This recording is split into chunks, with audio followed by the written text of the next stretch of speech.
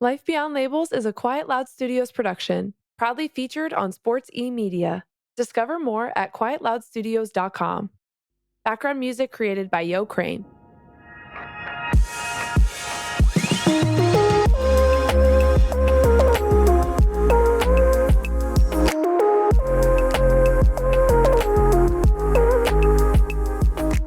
Good morning. Welcome back to the Life Beyond Labels podcast season 2, or good afternoon, depending on when you're listening to this episode.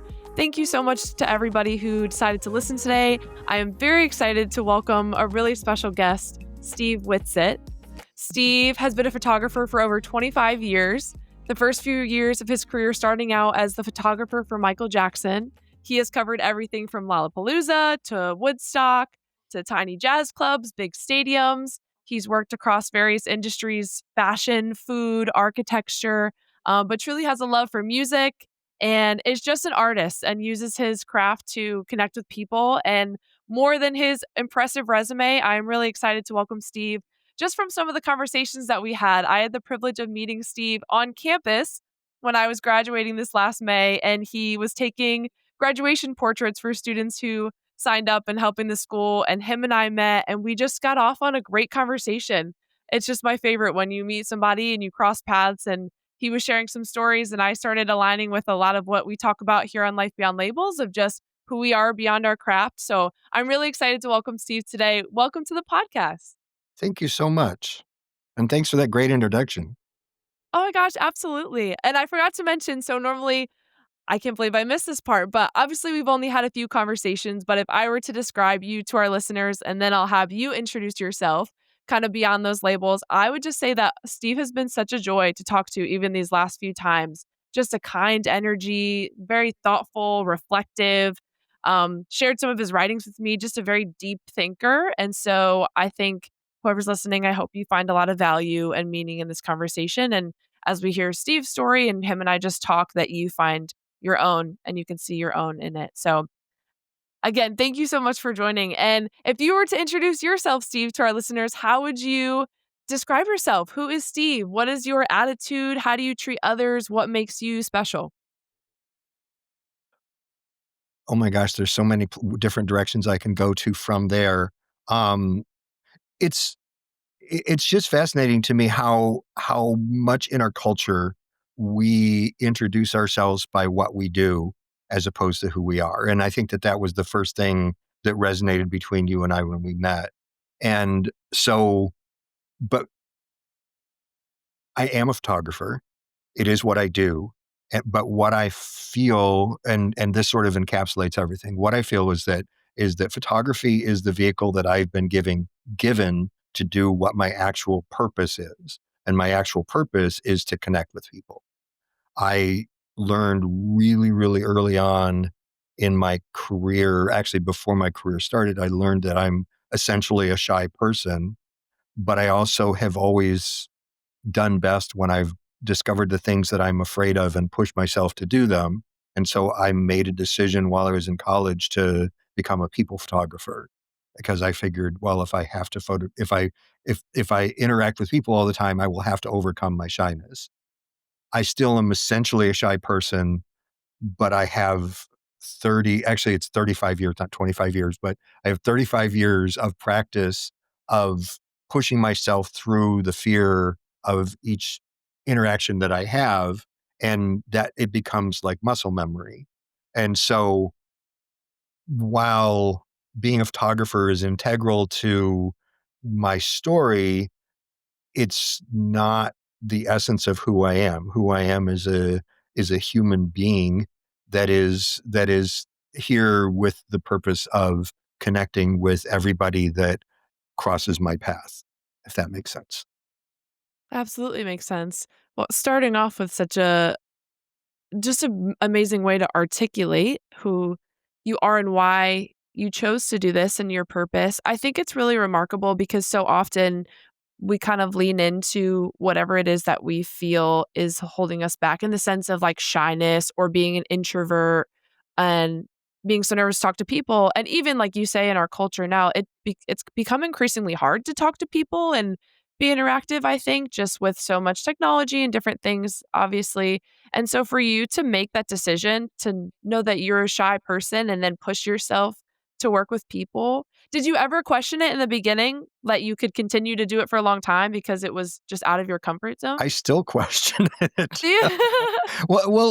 It's so interesting. So, just recently, I was up in my hometown, and which is Port Huron, Michigan, and there were two different events that I went to up there. One, there was an event that's kind of an informal gathering of the kids that went to high school with me. The high school I went to was open only for I think 6 years, and we're not kids anymore. I should correct that. Um, but it was an informal gathering of that, and I had never been to this particular event, and I walked to it, and I was just completely enveloped and overwhelmed by my own shyness. I just didn't like I didn't recognize anyone, and I was just like, I don't want to go and interact with these people. And a friend of my middle sister Sharon's, Paula, saw me and kind of like grabbed me and said, "Come on, I'll introduce you to people," and all of that. And I even after I talked to a couple of people, I still was just overcome with shyness.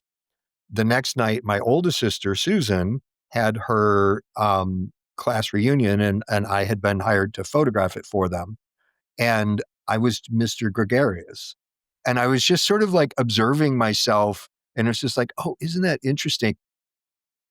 Excuse me. Isn't that interesting? I was one way on one night and the other way on the other night, and instead of judging myself for it, I just kind of was like bemused by it, and it's like, okay, well, this is just sort of how it is sometimes, and it was perfectly fine. And what um well, we can get into where some of my philosophy comes from later on, but it's still what I try to not do is I try not to say, oh, well, you should be beyond this now, you should be above this. It's like, well, no, I have all of the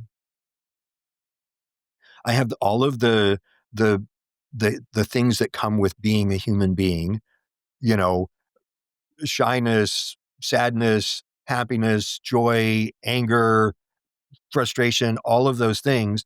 And what, like, how I try to live my life is by just sort of observing them and accepting them rather than passing judgment on them. Like the question I have for you, how often do you hear people say, oh, like if you're feeling sad, people say, oh, don't feel that way. And it's like, well, how Yes. is that? How is that kind? How is that respectful? Yeah, or I I was literally about to ask you in that flip of a moment, did you judge yourself? And then you went on to say, instead of judging myself, I just accepted it. And that's something I was literally talking about this weekend with my mom of just like how should be feeling this way, or I shouldn't be sad, or I shouldn't be feeling one type of way, and getting, in different environments being nervous or quiet or less talkative or more talkative, and just kind of accepting it versus having to assign meaning to it, or that means you're shy all the time with everybody, like allowing yourself to just adapt to different environments and not pass judgment on it. Well, that's why the title of your podcast is so brilliant and intriguing, because it's like a label.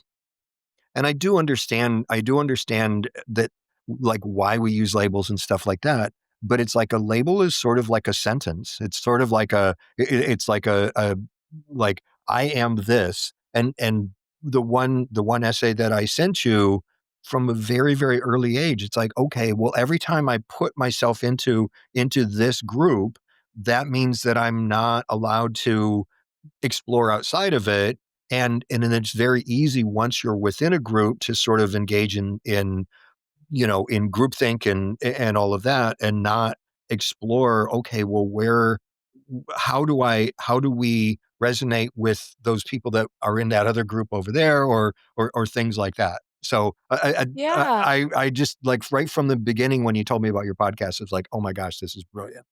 Oh, well, thank you. I just really appreciate that too. I feel like in even just in relation to like the quality, let's say, of being shy, I was also like a really shy, quiet middle school, high school person and was told by people you're too quiet. And so I just like put myself in that box.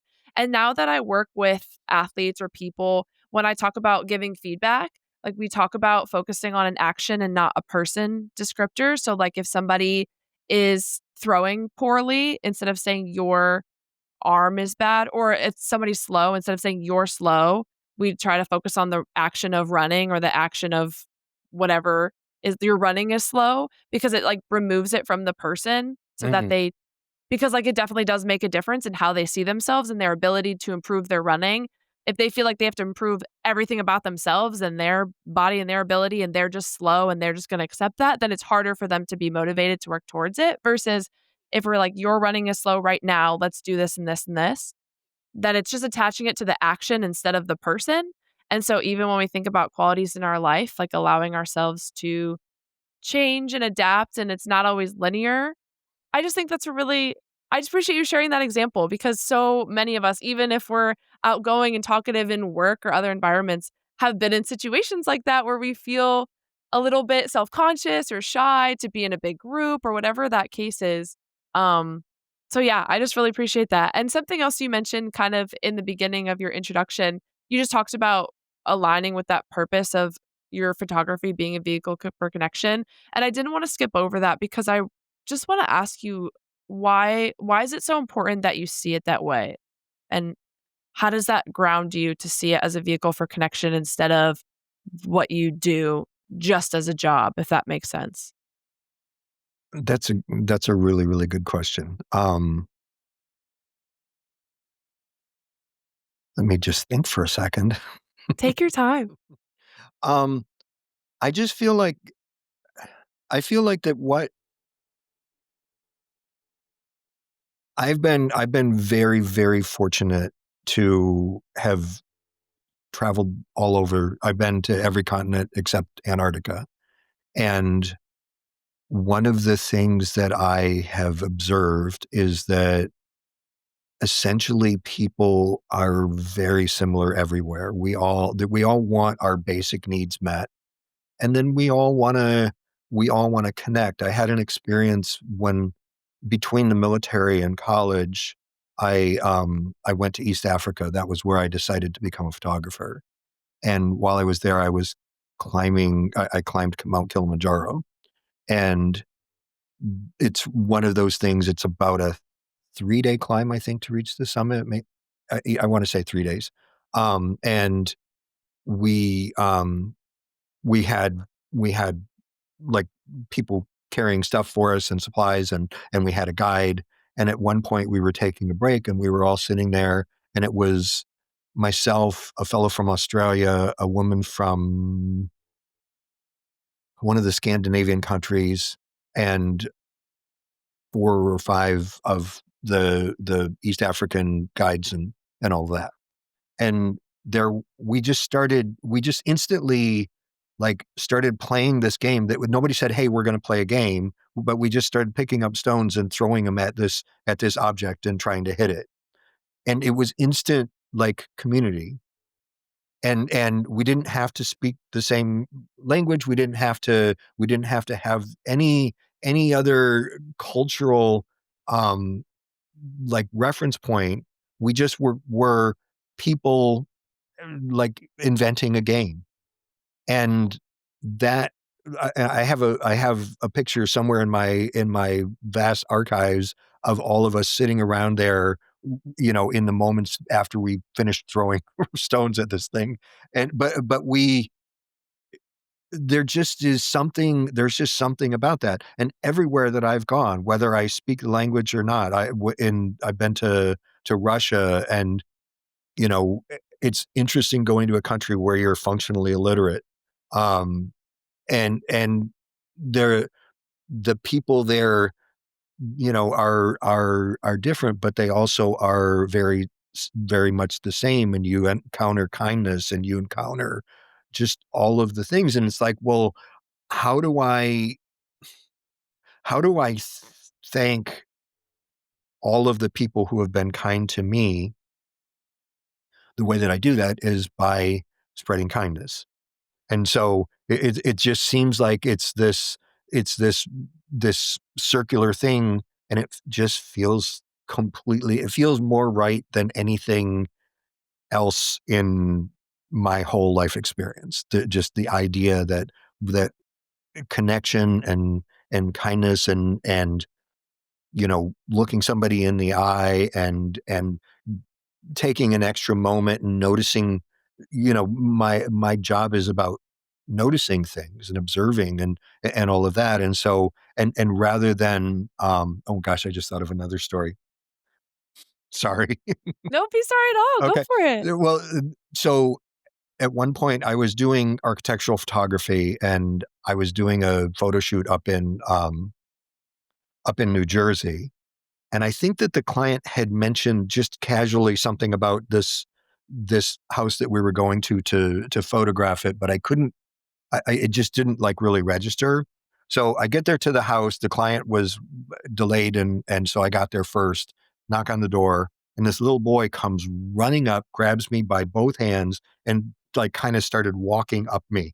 And the mother is like comes in behind him, and she's like, "Oh my God, I'm so Oh sorry." my And I'm like, gosh. "That is perfectly okay." She said he's just so excited. It's his birthday and all Oh, that. And I was like, "That's great. Happy birthday. Don't worry about that." And all of that. And so we proceeded to do the photo shoot in the house. And I noticed above the mantle on the fireplace, there's this giant framed thing. And it says, "This is to commemorate those who lost loved ones on September 11th, 2001." And I was like, "Oh my gosh." And then I did the math, and the little boy was just born when this happened. So he never got to meet his father. And I was like, "Okay," and well, I'll tell you that bit in a second. And I was like, "How do I address this? I don't wanna be in this woman's home without addressing her pain, without addressing her life experience." And so I kind of just really was like, that was going on in the back of my mind while I was doing the shoot, and I was like, "Oh my gosh." And then finally, I was like, "Well, you don't know what the right thing to say is, so say that." And so I turned to her and I said, "I have no idea what the correct and proper thing to say is, but I don't want to leave your home without acknowledging your pain and what you've gone through." And sadly, in that week that had happened, the 6th of September 2001, my younger sister passed away from cancer. And so I talked to her a little bit about how I had lost a loved one that week, and just that it made all of that, if it's possible for that to have resonated even more. Um, but I said, I don't know what the proper thing to say is. And she turned and she looked me in the eye and she said, "You said exactly the right thing, because there isn't a proper thing to say. But what you do is you connect." And we connected just in that moment, at the level of our yeah. hearts. And so I learned a big lesson that day. And now if I don't know what to say, I say, "Hey, I have no idea what to say here." And that's okay. It's Yeah, okay not to know. We're not born knowing all the answers to everything. So, absolutely. Well, I'm sorry about your sister too. And oh, but thank you. what a yeah, of course. What I just really sorry, I'm thinking for a second as well. The fact that you were observant to be looking around her home and notice that, and I think so many people in that situation, like you said, would go, "I don't know what to say. I probably shouldn't say anything. I don't wanna mess it up or make it uncomfortable." And but being intentional in what you say, of course, and not, you know, you wanna be very sensitive with something like Mhm. that, but obviously you're in her home and she has it up to commemorate, and so for you to really think of just sensitivity for her in that moment, but then also to just address that you don't know, and I think that's just the most genuine thing sometimes that we can do, and if it's coming from a place of just genuineness and authenticity, I think people can feel that, and so I just think that's a really amazing way to, like, handle a situation like that, to just say, "I don't know what to say," and then 'cause I just think, like, the it's not even about what you're saying. It's about that energy that you're giving off and the fact that you just want her to know that you see her and know that you like noticed what she had up to commemorate and that you see her and you just Mhm. like you said, you see her life experience, you see her pain. And then you were both able to connect on your stories. And it takes that little bit of just intention and reflection and pushing past that uncomfortable feeling of being so worried to say anything that you say nothing. And I just really love that. I feel like I've tried to do that in some situations of just saying, I don't know what to say, but like I'm here for you. I don't know exactly. And I think just like owning that we don't have all the answers, we don't think of it as an option sometimes, but wow, just what an incredible story. I really appreciate you Well, sharing that. thank you. And culturally, we're so averse to discomfort, Mhm. and it's like I have read all of I've read all of the spiritual books, and I have read all of our government documents and stuff like that. Not all of them, obviously, but I've read the Constitution and all that stuff, and it doesn't say we have a human right to never be uncomfortable. Yeah. But it's like we avoid discomfort at all costs. And it's like, well, I don't know.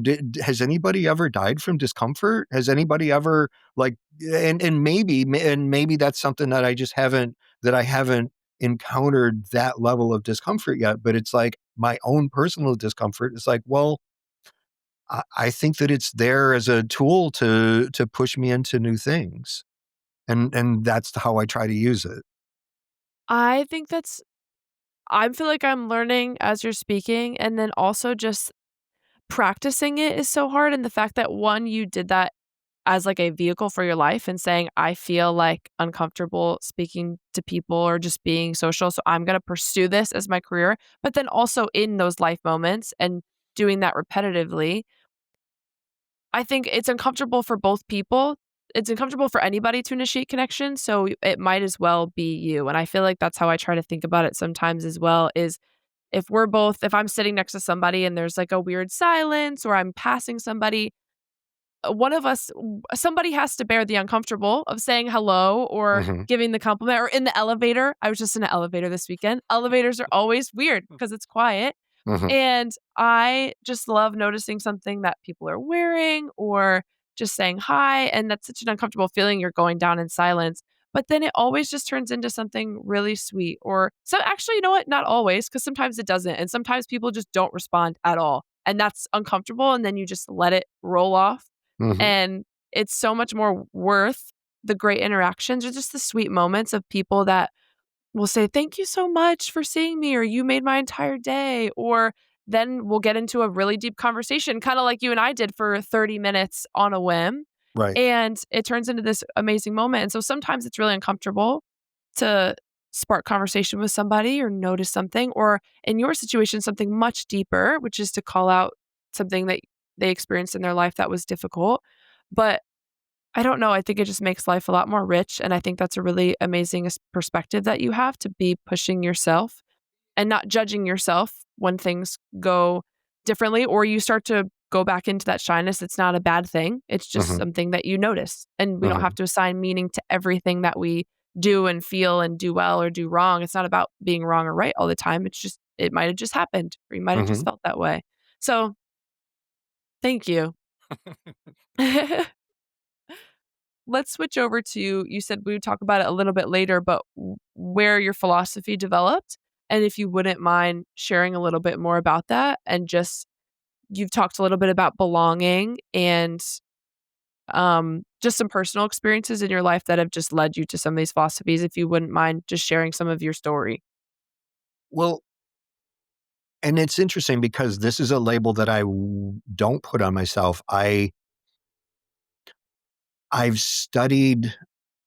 I don't know. I can't quantify how much I've studied, but I've read a lot of different wisdom traditions, and the one that pretty much most resonates with me is Buddhism. Though I do not label myself a Buddhist. I sort of label myself as agnostic, because it's like there's the big I just don't know. And as I've gotten older, I'm very, very comfortable with not knowing. And that's really, really okay with me. And, and maybe one day I will know, but right now I don't. And I still am perfectly comfortable with searching. But in Buddhism, like the way that I go through my life is I just sort of observe myself. I just like, and when I do something that's jerky, it's like, oh, you did that. What's that about? And I question myself. And a lot of this. So when I was 22 years old, I was in the military and I got in a lot of trouble for using substances. And I got sent to rehab and I started going to meetings and I got clean and sober. So I've been clean and sober since I was 22 years old. Um, Congratulations. Thank you. And that process is a process of self-discovery. The 12 steps of 12-step programs, they are about looking at the things that you've done and making amends for them. And that sort of became integrated into my whole being, so that and that's why it sort of meshes really well with Buddhist ideology, that it's like you look at yourself and you observe yourself. um the judgment part is really hard. I have incredibly high expectations of myself, and so, and it's very hard when I disappoint myself to not, like, I'm harder on myself than anybody else. I'm forever hearing people tell me, "Oh, Steve, don't be so hard on yourself." But it's like, well, no, because I want to achieve. I want to, much like an athlete, I want to achieve excellence. I want to achieve. I want to achieve excellence in humanity. And so it's like I sort of, why I get out of bed every morning is that I want to become the best human being that I can be. And that requires looking at myself and evaluating and saying, okay, how do I do this better? And trying to do it without a judgment. Like, there are judgments that it's like, okay, I could do this better. And that is essentially a judgment. And whenever I hear somebody say, oh, I don't judge, it's like, we're judging machines. Every single decision, when I made my coffee this morning with the first sip, it was like, oh, that's a good batch of coffee, and so that's a Mm-hmm. that's a quick little judgment. So I don't aspire to not evaluate things, because it's sort of human nature to do that. But what I try to remind myself is that every everything that I do evaluate, that it's just a frozen image of a waterfall. If you look at a waterfall is just constant water moving, water moving, water moving. And it's like, if you take a frozen picture of it, if you take a photograph of it, you're getting part of it, but you're not getting the full essence of it, because there's more water to follow. And so that's just, if I look at myself and say I'm bad, well, I might be bad in that, might have been bad in that moment, but that was just a frozen moment of a waterfall. If I look at myself and say, oh, I'm the best, I might have been the best that I've ever been in that moment, but then the moment that follows is another moment to sort of encounter and to continue to try to become better, or kinder, or more empathic, or any of the things that I aspire to. Mm-hmm. So all of those judgments are just sort of like, they're just sort of momentary, and they can give you a general idea of something. But every once in a while, something will come along, and someone that you thought, oh man, that person is just such a jerk, and they'll turn around and they'll do something incredibly kind, and you're like, oh, well, they had that kindness in them all along. Or vice versa, somebody that you think is really kind will be just having a crap day, and they'll you know be like, Mm-hmm. "Rah." And so it's like, okay, well, why do we place labels on people as that person's a bad human being, that person's a good human being? Why not just sort of like take how they are in this moment and sort of and use that to learn what we're supposed to learn for ourselves, if that makes sense. No, it absolutely makes sense. Yeah, I appreciate that. Absolutely. So, even just kind of what you mentioned about being in the military, and it sounds like that was kind of a moment of self-reflection and having that trouble with substances, but then overcoming that, which is really impressive, by the way. And for then you go on to switch your purpose and really find something that you love to do, and it sounds like feel good in. What was that transition? Like, how did you go from being in the military and doing all those things to very early in your career photographing all over the world?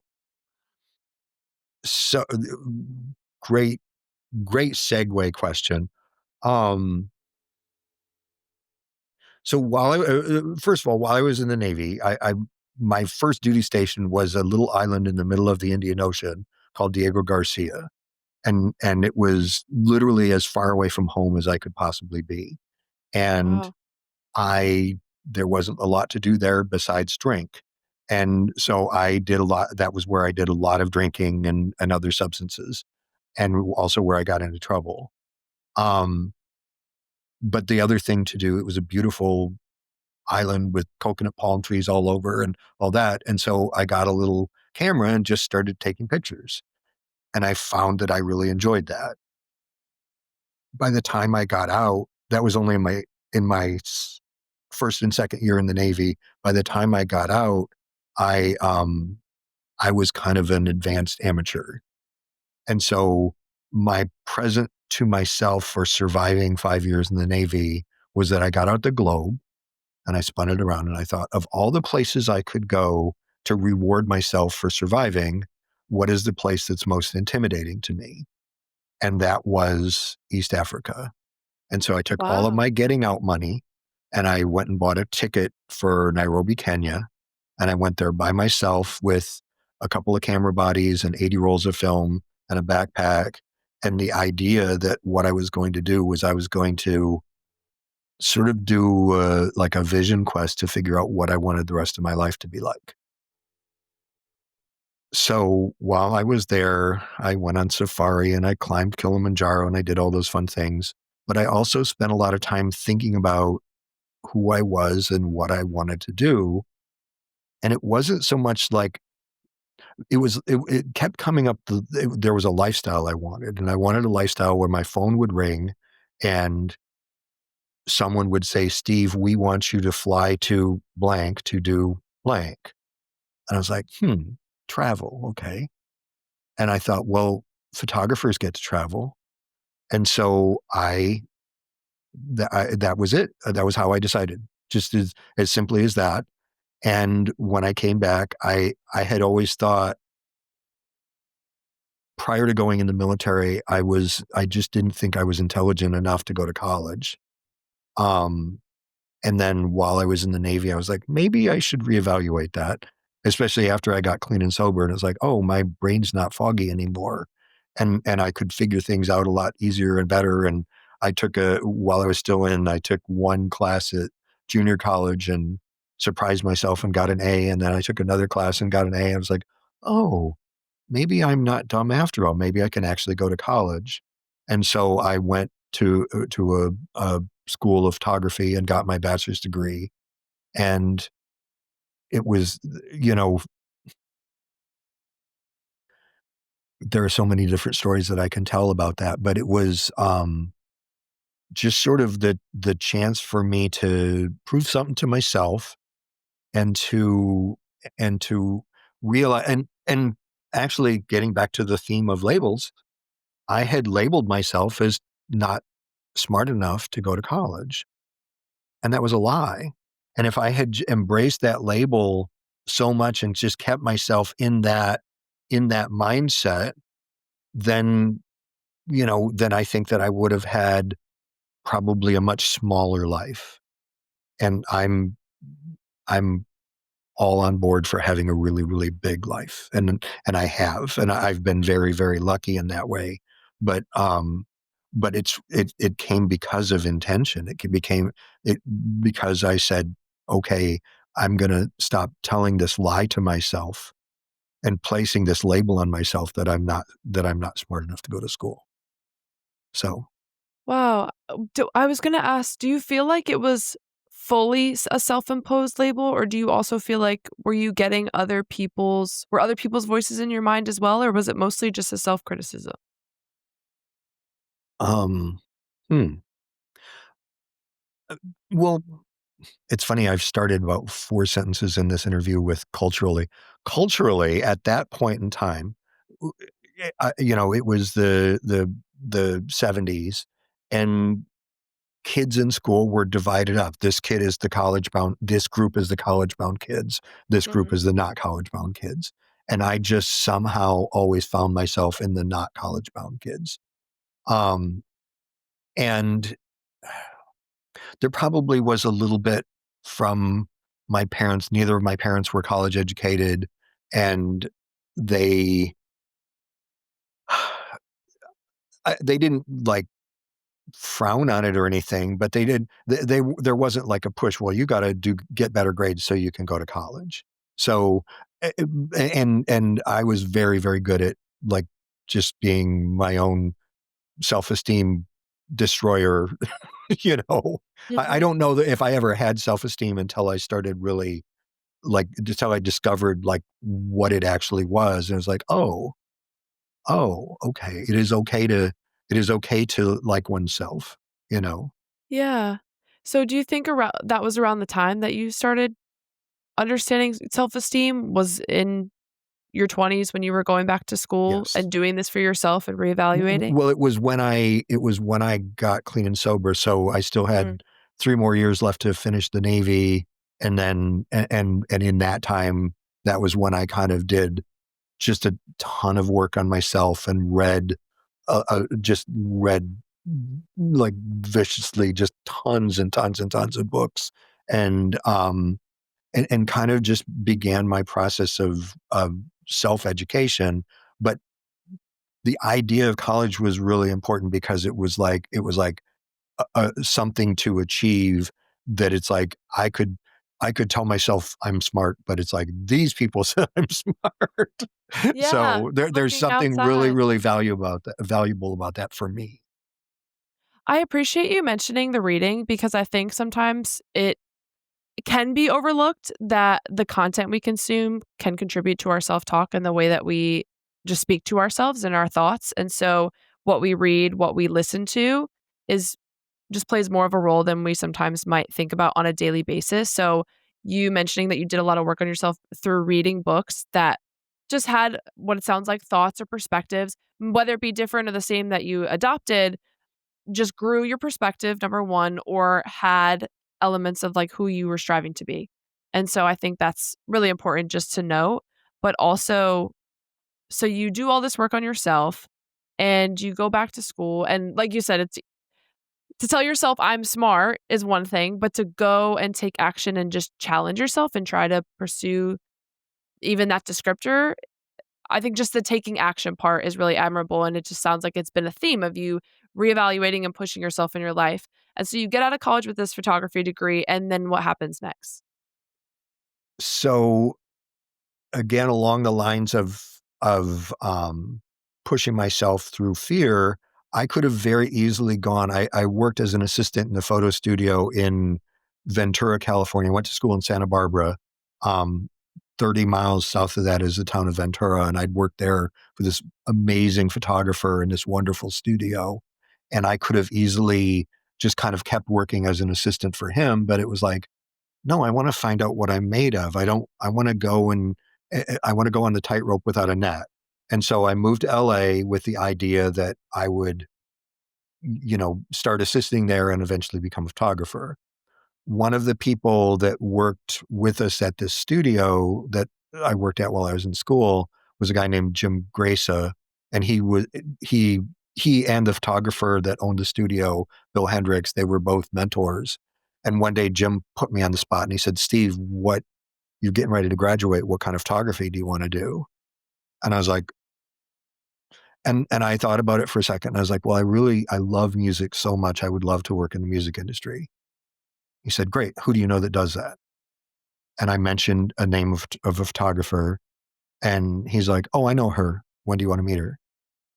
And so I was like pushed by this mentor to go and do this. I ended up not working for that particular photographer, but I just kind of stumbled into, while I was assisting, I assisted food photographers, I assisted car photographers, I assisted all different kinds of photographers. And then I met through a really weird set of circumstances. I got asked to do to assist for Michael Jackson's photographer, and like the first day of this photo shoot was the black or white video, and I walk in and I'm like, oh my God, and there's like a couple of hundred people on the crew, and and like, I see Michael in the distance, and I'm like, oh my God, he's like the biggest celebrity on the planet. And my whole thinking is, I'm just this kid from Port Huron, Michigan. What am I doing here? How does this happen to me? But it was like, okay, well, I'm here to do a job, and and the photographer ended up um, liking me well enough that he continued using me as an assistant for the next like 3 years. And so with him, I got to work on the interview that Michael did with Oprah. I got to go to the Super Bowl. I got to work on a few music videos. We got to do, Michael would go to hospitals and bring gifts to children that were sick in hospitals. And I got to do that with him a couple of times. And then the call came, well, we're going on tour. I need you to come with me on tour. And so I got to go to South America and be the assistant on tour. And it was just like, this is crazy. How does this happen to me? So that's Wow. the Reader's Digest condensed version of it all. Yeah, I'm sure there's so much more. Wow. So from all of these different assisted opportunities, and once again, pushing yourself to meet with who your mentor is suggesting to you, you ultimately get led to this opportunity. You assist for Michael Jackson or for Michael Jackson's photographer on a tour and on this 3-year endeavor. What did you learn from that experience? Oh, I learned, um, well, at the same time that I was working for Michael's photographer, I was also working for somebody that I always like to shout out, who also was a mentor and a friend, a guy named Neil Preston. And Neil is a legendary music photographer and a lovely human being. And I assisted him. He was Bruce Springsteen's photographer. He was Queen's photographer. He was Madonna's photographer. He was Led Zeppelin's photographer. And I had been seeing Neil's work in music magazines from the time I was about 15 years old. And so when I met him, I was just like, oh my God, and he was very magnanimous. And he said, well, why don't you come and assist for me? And so I was working for Michael's photographer and working for Neil concurrently. And Oh, wow. um and Michael's photographer was not a very nice man. He was very, very, like, the kindest way of putting it. He was very full of himself. And he liked to sort of hold over me like his success, like, well, look at what I've done.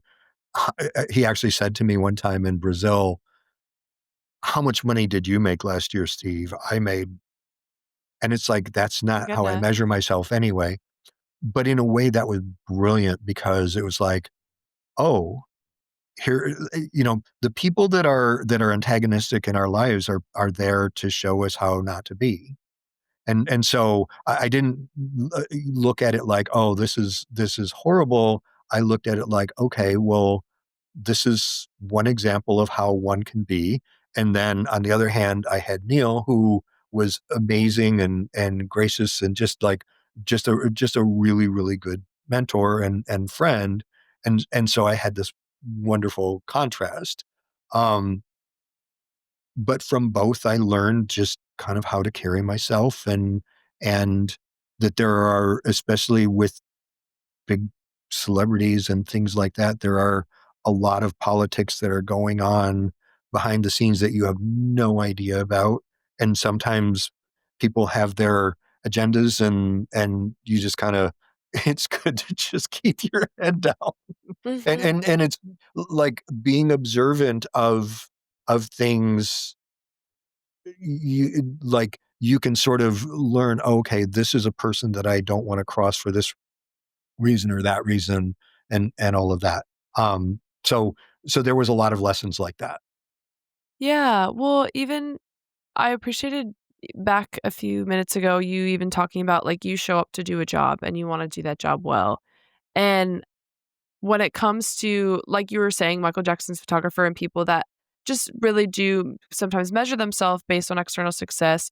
When you were working in those environments with huge celebrities like Michael Jackson, did you feel like it was just beneficial for you to be as grounded as you are and seeing them as a human being and not necessarily seeing them for a celebrity? Like when you were in that environment, is that still how you were perceiving everything? Like you were just there to do a job. Michael Jackson's a human being. We're all human beings. And I'm just here to capture that? Or were I'm you so still glad infatuated? I'm so glad you're asking that because so eventually we came back from the tour to South America and I got a phone call and basically I learned that the photographer that I worked for had been fired.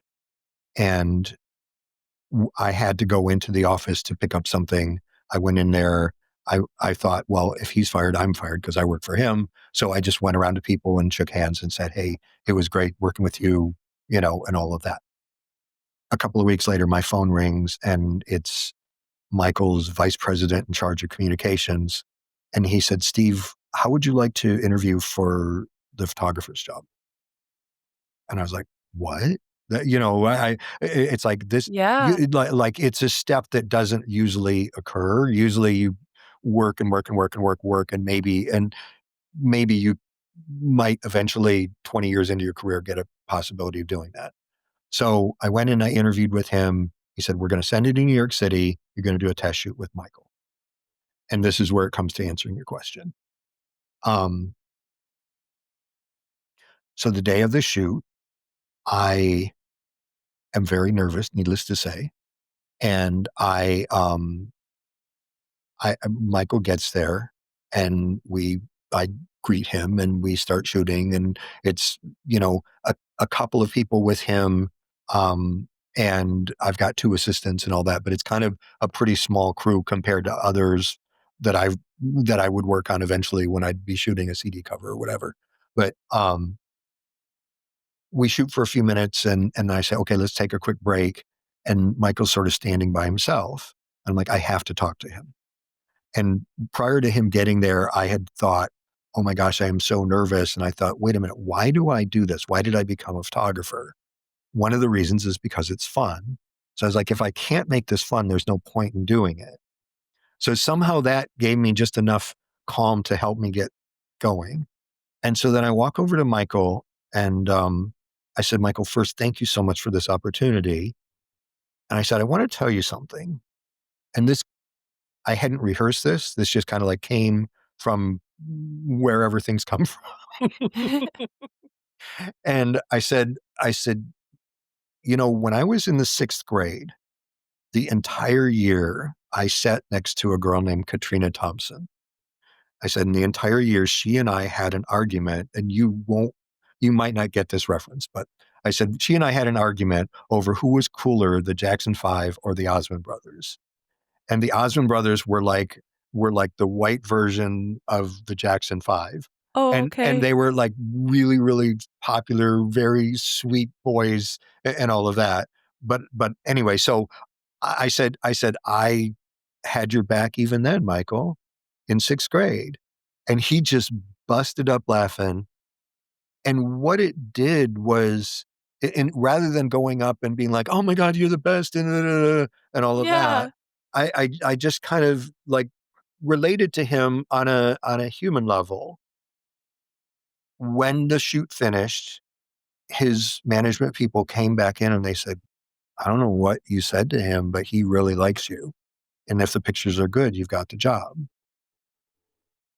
And from then Oh my on, gosh. and it was just something that just sort of came to me. But it's like, well, going back to what we talked about 35, 40 minutes ago, what my job is to connect with people. And so, like, I set a rule for myself with all the celebrities I worked for. I never once asked to have my photo taken with anybody. I never once asked anybody to sign anything for me. I never, and like what I observed with Michael was that people were constantly asking him for things. Hmm. And I sort of vowed, I am not going to ask him for anything for myself. And he he seemed to like the one time we were just talking alone and he said, "Steve, I always feel so relaxed and comfortable when you're behind the camera." And I don't know, like, I, I, I like what I always say if I'm lecturing students about photography, the secret of my success is that I try to erase everything from me that is a facade and present to you authentically who I am so that then you can reflect back to me authentically who you are. And and I do that no matter who I'm in, and I do it not only when I'm doing Yeah. photography, but also when I'm interacting with people. If I'm going to the grocery store and I'm talking to the person and and they say, "How's your day going?" I don't say fine. I if I'm having a fine day, then I'll say, "Hey, it's going great. How about you?" Or if I'm having a crap day, I'll say, not so great today," because I want to be authentic. I want to present who I really am. And that's disarming to some people because we're so used to walking around with our facade armor. And it's like, I just don't feel like that you make correct human connection that way. But professionally, that's been the thing that served me. All the, people just are completely like, "Oh, was really nervous about having my photo taken, but you're you're really relaxing, you're really calming." And I'm not a photographer that gets all like, "Oh, you're beautiful. I love you, baby, oh, baby," all that kind of stuff. Yeah. Though I sometimes will joke around about that. If somebody's taking my picture, I'll always say, "Oh, wait, you didn't say baby, oh baby." So you know, but Yeah. but I think that it's just and it's become muscle memory. It's like that's how I go through my life is trying to be authentically who I am, and because all of the things that we are, it just seems like all of the things that we're talking about fall under this rubric of self-acceptance. If we can just look at ourselves and be accepting of ourselves with all of our good points and bad points and frailties and all of that, then we can turn that outward and accept the person that we're interacting with for all their good points and bad points and frailties and all of that. Then we can actually be a genuine human family. Yeah. Being self-accepting, at least I have found, really does translate to others around you. And there's a difference, obviously, between being self accepting and self absorbed or arrogant, but like truly, genuinely self accepting. Because when we criticize ourselves verbally out loud, we often don't realize that other people start to criticize themselves for the same thing. Like, oh, Hmm. if I'm criticizing the way that I look, and I go, "Oh, I look so ugly." Like, when I used to I had braces for a while, and I would never talk about them negatively because I'm like, many other people have braces. It's not a bad thing. It's actually a huge privilege that I can have dental work. But point aside being that I didn't feel beautiful, but I wasn't gonna criticize my appearance, because if I criticize my appearance, well, what does that say for the younger girls around me that are Hmm. right next to me that have braces? Are they supposed to not feel great? Or if I mess up when I'm speaking to somebody because I still struggle all the time. There are days where I just cannot formulate the right words, and that's just how it's going to be for my life. And I know that that's just kind of an outcome of some things that I've experienced. And instead of getting frustrated or just being overly negatively judgmental, like other people around you see that and then translate it to themselves. So if I'm gracious and accepting of myself or kind to myself, other people are going to assume that I'm thinking of them kindly as well and accepting them as well. And they're more likely to address that with themselves and then maybe see others that way too. Because if I'm being negative towards myself, well, they're probably going to think that I'm also judging them if that's my first instinct is to judge. And so it just generates this overall aura when we decide which route to go.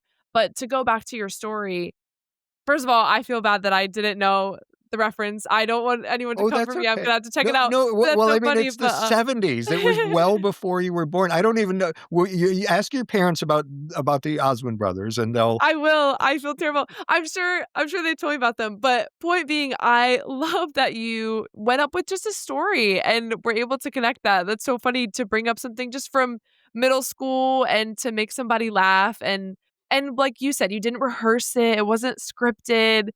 Just a genuine conversation, and it came from the heart or whatever, Well, and and it's funny that was because authentic. I know that you do a lot of public speaking, and I don't do as much as I probably would like to, but when I do it, one of the things that I realize is that all of my stories genuinely happen to me. I know that in the moment before I step on stage, I am going to be nervous, and I accept that because Mhm. it's normal to be nervous when you're speaking in front of a crowd of people. But I also know that I'm not going to be lying. What I'm saying is the truth, and I'm just telling the stories of my life. And so it's like I don't have to, since I don't have a game or an agenda. All I'm really doing is going up there and just relaying the stories of my life. And so as soon as I open my mouth, knowing that, I don't, all my nervousness just melts away. And then I just am free, and I just kind of like let, just sort of like let it channel through me, you know? Yeah. Well, I appreciate you even saying that you were nervous going into that as well, and I think self-acceptance can seem like a vague term, and just in action, the way that you're even describing it and the way that I try to apply it when I'm public speaking as well is it's a little bit more than just saying, "Oh, I accept that I'm nervous." It's not entertaining when the thoughts start to come and really allowing yourself to entertain the what if I mess up or I'm going to forget everything or I wasn't feeling good this morning and that's a bad sign and stopping it and either verbally talking to yourself in a different way, doing something that you found that helps you, whether it's a breathing technique or redirecting your attention somewhere else. That can also be self-acceptance as well. So it's not even just I'm going to be fine or telling yourself positive verbal affirmations because sometimes it's hard to jump from that negative to positive. It's just the acceptance piece of I'm not going to entertain this spiral. How do I redirect that? Whether that's self talk differently, whether that's something that's going to calm me, and then just allowing it to be what it is. Or even jumping sometimes I will jump sometimes to the end of a talk and I'll think if I forget everything up there. At least I'm just talking about my own story so that I Hmm. can't go wrong, you Right. know? And even if I mean, I've had times where I've blanked for a few moments on stage and I think this is the end of my early career. I've started and I finished. I can't be a speaker. This is terrible. And then something else kind of pops in my head and it works out and an audience member will come up after the talk and say, "I really resonated with that." And it just came from me having this like it feels like an eternity when you forget everything you're going to say on stage and then it redirects into something that was supposed to be good. And it doesn't always do that. And sometimes I've had a talk before where I went, "Oh my goodness, I helped nobody. That was terrible. I am embarrassed." And like you said, no, we just move on. Hmm. It's okay. Like Hmm. I am better for it because I know what to avoid now and I can tuck it in the ether and apply it to one bad day instead of I'm bad at it. And so I appreciate your flexibility in that expression of thinking. And I have failed miserably in my life.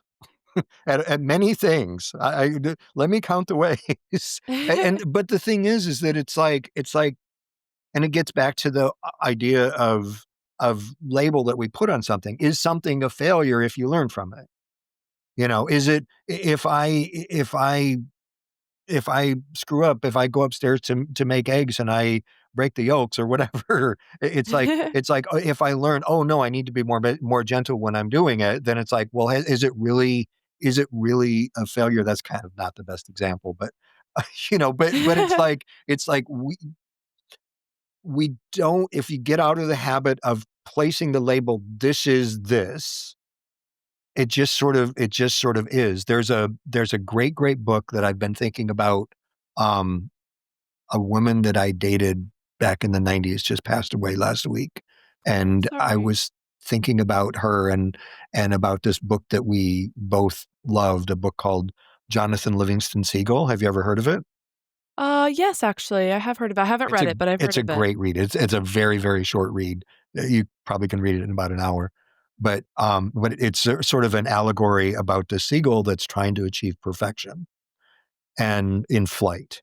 And he's not interested so much in fighting for scraps of fish from that the fishermen are throwing overboard. He wants to go and achieve perfection in flight. And at one point, a mentor is speaking to him and says, Jonathan, the perfect speed is being there. And it's like, oh, perfection is found in being completely present. And like that's what I got out of that. And that comes back to me all of the time. It's just being present.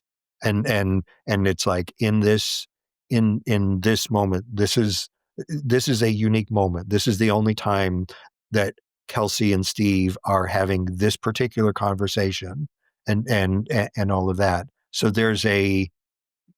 for me, there's a perfection in that. There's a uniqueness in it. If we come back and do this again in a month or whatever, we each will have another month of life experience and interactions with people and stuff like that, that it would be a completely different experience. So it's like I try really, really hard. And that's another thing from Buddhism. It's being right in this moment right now. Not like yesterday, I was thinking about what is this interview going to be like? Tomorrow, I'll be thinking about what was that interview like? But right now, I am in this interview, and it's like, what is the best that I can bring to this present moment?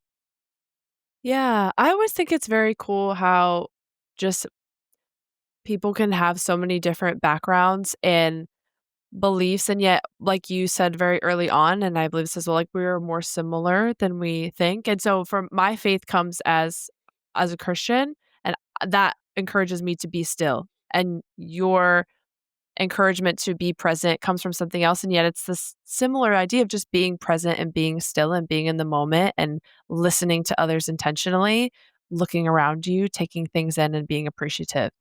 And I would love to know, so you finished this tour with Michael Jackson, and that was early on in your career. Mhm. So then how do you apply this idea of being present or self-acceptance when you reach this peak and then you have this long career afterwards? But like, what did it feel like when that finished and that chapter ended and you had all these years left to do work? Like, what did that feel like to be finished with that?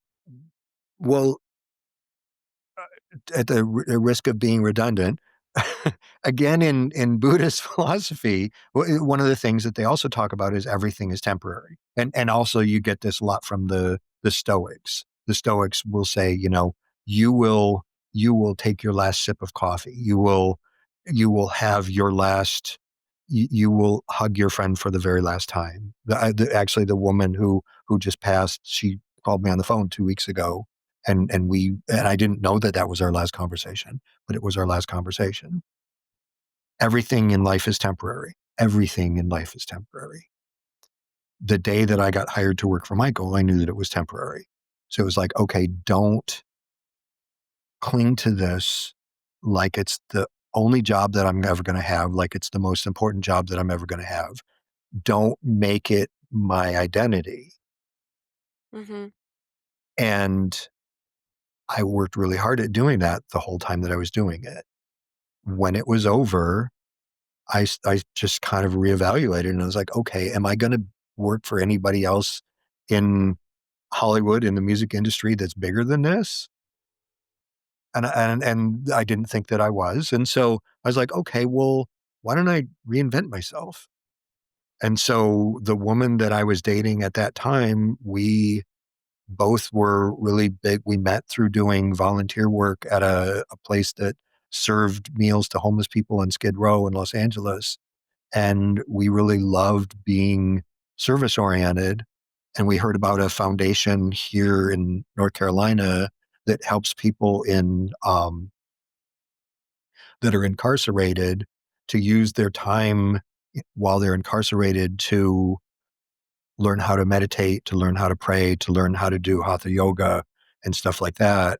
And so we moved here and dedicated a year to being volunteers for those people and for that organization. The organization is called the Human Kindness Foundation.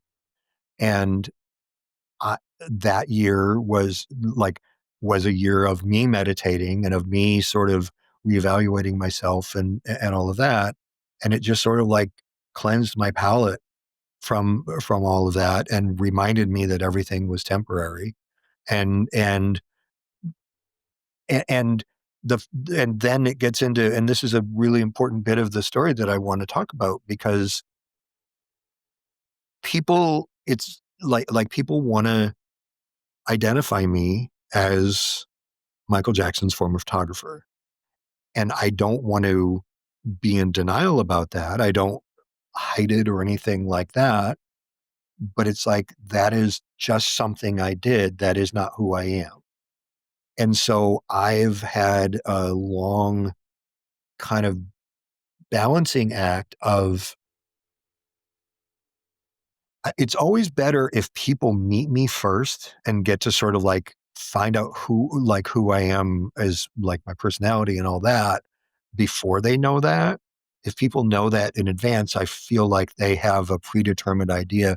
Oh, he's going to be like this, or or evaluating me from that perspective. Whereas if people meet me and just say, "Oh, well, he's a pretty nice guy. He's pretty introspective," or whatever, and then they find it out later, I sort of like that better, Mm-hmm. because it really is not, it is something that I did and it's something that I'm proud of, but I'm also proud of the work that I did for Human Kindness Foundation. I'm proud of the work that I do for everything. I last week, one of my dearest friends, Ruth, turned 95 years old, and I got to go and photograph Happy her birthday, Ruth. yes. And she's a lovely, wonderful human being who's been an activist for a big part of her adult life and all of that. And I got to go and just be of service to her by taking photos of her birthday party. And it's like, well, that's to me every bit as important as any celebrity that I worked with, because she's an amazing, inspiring human being. And so it's like, I'm not defined by how important the people that I have worked for are. I'm defined by how important I treat each person that I interact with. You're proud of the person that you were throughout that process. And not necessarily the level or the status of the person that you were photographing. I really Well, happy birthday to Ruth. I think that's really special to be so proud of the the moments within that versus the level or status that we perceive of those people. And I also really appreciate you talking about, you weren't once you finished photographing for Michael Jackson, it sounds like you weren't chasing that same feeling or that same project. And I think we always have a tendency sometimes to like want to chase what we had before. And so for you to go from photographing for Michael Jackson to spending an entire year giving your time and as of service to the Human Kindness Foundation and just completely 180ing what you were spending your time on and who you were with, and for that to shape you just so much, I think that's really important to take away because I'm a huge proponent of volunteering and going and being of service, especially during transitions in our lives. I think it's a way to zoom out and connect with people. And I know for me personally, it's just changed so much of my life and who I am. And just played a pivotal part in not feeling wrapped up in what am I going to do next or how am I going to chase that feeling again or how do I continue to climb the ladder of success and just putting yourself in a different community. I think that's really amazing example for you to share within your life and something that I hope others that are listening can just think about as an option when we're struggling with whether that's retirement or whether it's feeling like we're walking away from something that was maybe a really long career or a relationship or a title or status, or we just achieved something huge and then we come down and it's almost like a crash because we just had this high of being successful or traveling and doing all these things. And I even know as I've continued to become a speaker, like there's a high in speaking and then you come home and it's kind of a low and Mm, it's a little bit of a crash. And so but when we're involving ourselves in other people's stories and really making an effort to just be of service with our time and whatever it is that we have to give as our gift, sometimes that's monetary, sometimes that's a listening ear. It depends on the person, obviously, in particular. But when we're trying to give and not only receive, um, it just, I think it's a better foundation for the long run and the long term. And it sounds like you have done that. And I'm just so impressed by you sharing that aspect of your because it's not even your career because it was something separate, but just that aspect of your journey over the last several years. well, and that's the career and the philosophy and all that. It's like I don't know how to separate it. I don't like I don't and I don't anticipate ever actually retiring because I might get to a point where like where I can't take photos anymore, my eyes might go or whatever, but it's like but what my actual purpose is connecting with people and I really hope that I don't intend on ever retiring from doing that, and so Mhm, it's but it's like I'm very excited about the idea that it's like, here I am, I'm going to be like a really big age in October. I'm going to be 65. And and most people are thinking about, winding down and stuff like that. And it's like, well, no, I have a million things I still want to do and places I want to go and interactions that I want to have with people. And so it's like, well, I don't see myself stopping. That seems ludicrous to me, and but it's, I also you don't know what kind of challenges life is going to present to you, and so it's like, okay, well, I'm just kind of ready for all of it, and obviously, I think that I'm here to learn something, and so it's like, okay, what can I learn? What have I learned between between 10 years ago and now? I've learned a lot, and we don't ever stop learning. If if that's our dharma, if that's our path, then it's like, okay, well, you got just as much to learn in your 50s and 60s and 70s and 80s and 90s. And that's why I love having a friend like Ruth. She's like brilliant, and she just always has something interesting to share with me. And if I don't give any advice about anything else, I think that it's really, really important for people to have friends from multiple generations. I have friends that are in their 20s. I have friends that are in their 30s, 40s, 50s, so on. And there's something that all of them have to teach me, and that's important. I just detest it when I hear people talking about, oh, well, that Gen Xer or that generation, whatever, and in a really dismissive way. And it's like, well, no, they have life experience to gain, but then they also have life experience to share. We've, mhm. there are lots of people that don't know life beyond this, that don't know, like that have never had the experience of not having one of those in their hands. That must be really interesting. and instead Yeah. of being dismissive of them, it's like, well, what can I learn from them? Yeah, and for those listening, we're talking about a cell phone. Oh, sorry. No, don't be sorry at all. But I am very I also agree with you on the intergenerational relationships and the importance of them. I find a lot of fulfillment. I feel like I receive more than I give when it comes to I have neighbors that I've become I don't like friends I would say with or that I will go over to help. I have a friend or neighbor in particular and I go help water her plants and helped her pack up her car to go on a trip or help her unpack some boxes just cuz she has had a few things happen and just needed some help, quote unquote, but it's also just nice to have neighbors and my dad's neighbors are so sweet and I'll bake them something and they'll come over and bake something and we'll talk and just yeah, there's a lot to be gained from having intergenerational relationships and being open to that. And once again, not labeling an entire person based off of a lot of what we can assume and make generalizations about based on an entire generational characteristic. But you talking about learning, and that actually really segues well into the question I really like to ask last on Life Beyond Labels, which is kind of offering you an opportunity. It could be somebody that you've already spoken about but a little more in depth, or it could be somebody different. But I love asking if there's somebody in your life who you would want to describe for their attitude, how they treat others, what makes them unique, who maybe impacted your life in a positive way. Oh, it's funny because I knew you were going to ask this, and I had thought that I was going to think about this. Um, hmm, give me a moment to ponder. Um,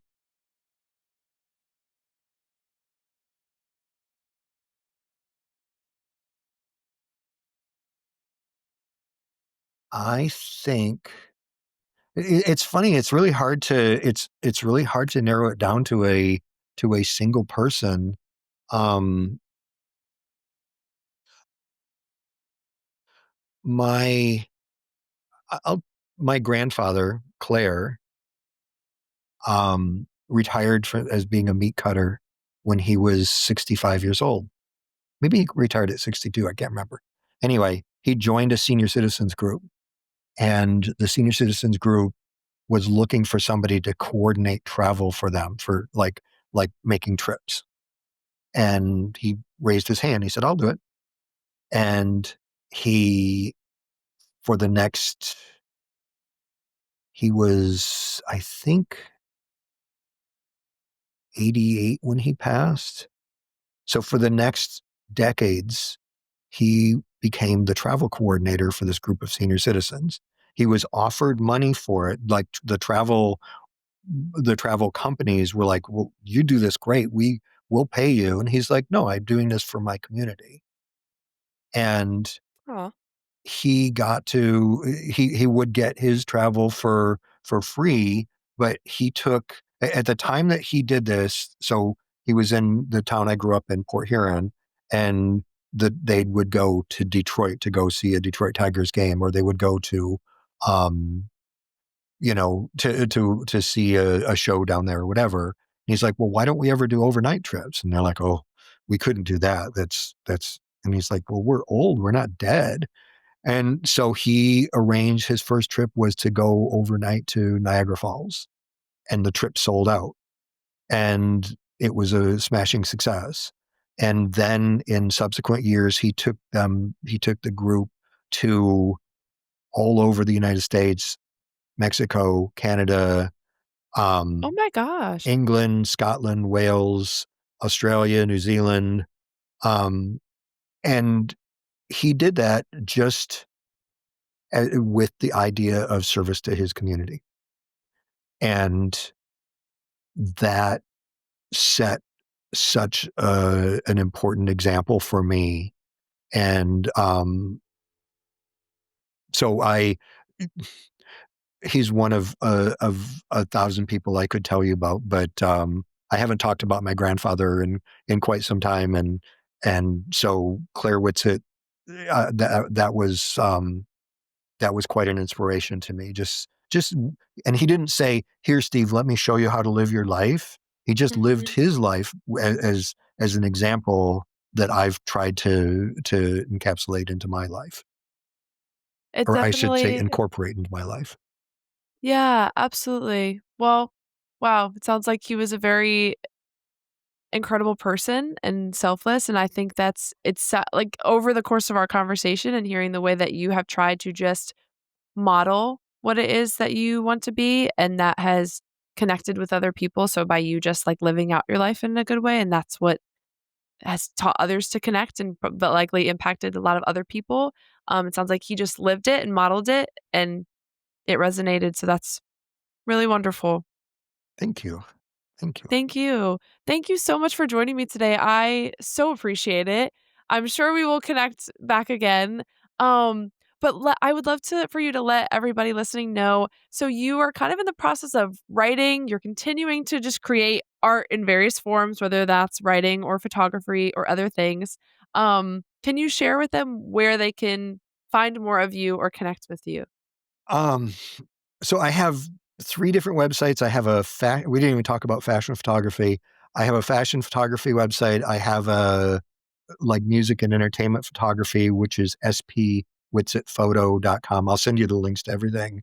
And then I'd spent 18 years of my career doing architectural photography, and I have a website for that. Um, I am on Instagram, and I'll have to send you the name of that. Always forget what that thing is, and I'm on Facebook too. Um, and and it's weird. Over the years, I do much less on social media because I sort of, like, for a while there when I was traveling, I was getting asked to go and speak in France or Germany or whatever, and that's a blast. But it sort of felt like, ugh, not everybody gets that life, and it sort of felt like it was sort of a little bit like braggy. Like, look at what I'm Really? doing. And so I kind of backed off a little bit from sharing all of my travels.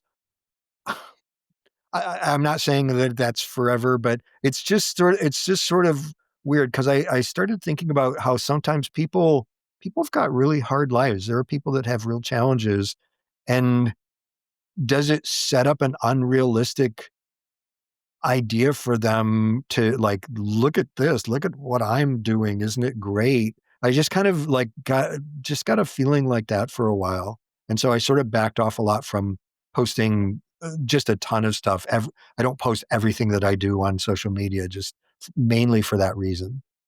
That's so interesting. I think that's 'cause I appreciate where you're coming from because I feel like I have wrestled with not the same thing, but, like, similar in the sense of not wanting to be braggy or boastful about traveling or doing exciting things, and I often sit kind of on that, like, seesaw as well, but then at the same time, sometimes I feel as though it depends on just how you're sharing it, Mhm. and I think when you're asking yourself that question, that's kind of already on the right track of being sensitive to how things are being perceived. Because in the same at the same time, somebody could be wanting and aspiring to be a photographer and you're sharing your story and then you're also sharing where you're getting to go and these things that you're doing from where you came from and from some of the struggles that you've been through. And so seeing that could be like an inspiration to them and motivating for them to be able to do the same things and travel and see the world. And so I think it just depends on where you're coming from and like how you're sharing it. I had an amazing professor this last year in my master's program and we were talking about it in a totally different context, but we were all just talking about how we stress about if we're truly helping the people that we're working with. Because I was in a social work program and we're working with people. And he said all the time that the day you stop asking yourself that question is the day that you should start to really reevaluate. He says the fact that you're asking yourself that question is a really good thing. And that's just like Oh, your I love humanity and that. your, yeah. And I think about it very often, and I think about it in a lot of different scenarios in the sense that I will think about how I'm like, am I being too braggy? Am I being boastful? Or am I helping this person? Am I coming across this way? And I think about his words and just the fact that, okay, if I'm asking myself this question, I'm trying my best to be sensitive and intentional, and that's kind of the best that we can do. And I should worry when I don't care at all and I don't have any concern for how it's affecting people. So, just something I don't know that's very interesting because I would love to see your travel photos and I'm sure other people would as well. So, I don't think it Well, would come across that way. and to circle back to something that we were just talking about a minute ago, you just shared some incredible wisdom with me that I will embrace and try to integrate. It's like I love that you shared that with me, and because I do think that it's the question is always the important bit, you know, and but the way that you said it, I really, really appreciate that. So thank you. Oh, of course. Thank you. Well, shout out to my amazing professor, Dave. He said it to me, but thank you, of course. Well, thank you so much for being with us today. It was so fantastic, and I just really, really appreciate it. Thank you. It was a lot of fun. Awesome. And thank you all for listening to Life Beyond Labels. It is always appreciated, and we will see you next time.